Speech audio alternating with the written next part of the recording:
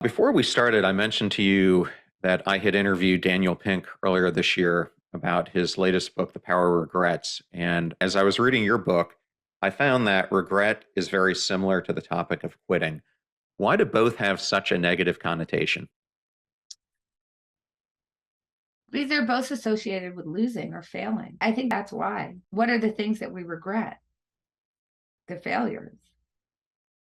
If we quit when we're in the losses, right? If we quit when things aren't going well, that is the moment that you go from failing to having failed, right? If you have a business that isn't doing well, as long as you keep doing it, you have a chance that you might turn it around. Now, as poker players would say, but not enough of a chance. But look, any chance for us there feels better than as long as it's not zero. We have this urge to push ahead because when we quit, that's the moment that we failed. That's the moment we look back and regret, right? So I think that when we think about failure, it has such a negative connotation that these things that are associated with failing, like quitting, regret, take those negative connotations on as well. But I don't think of quitting as failure at all. I mean, that's one of the things that it's just similar to what Daniel Pink says, like, is regret really negative? Like, or does it really drive us to learn? I don't think quitting is a failure. Here's the situations under which I think quitting is a mistake. When things are going really well and what you're doing is actually causing you to gain ground toward your goals and you quit.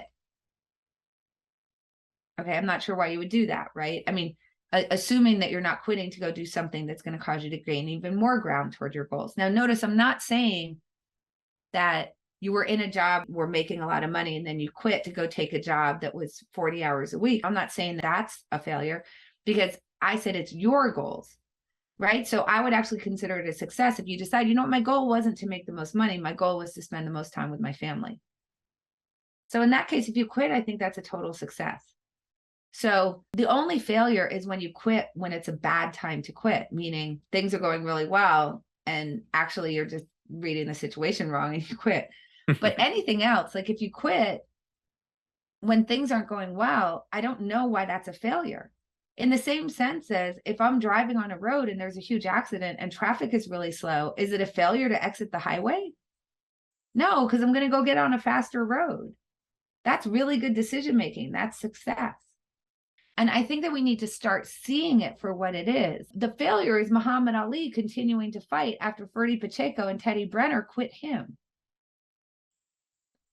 That's the failure. So we need to stop thinking about quitting as a failure because sometimes not quitting is a failure too. We just don't think about it that way. Yeah, I was going to bring up a couple examples of that. One that's not in the book, but I think is a great example is famous football running back for the Lions, Barry Sanders, ends up quitting. And at the Everybody's so time, mad. everyone is so mad. And if he would have stayed in, he probably would have been the Tom greatest Brady. running back of all. Yes, he would have been the GOAT.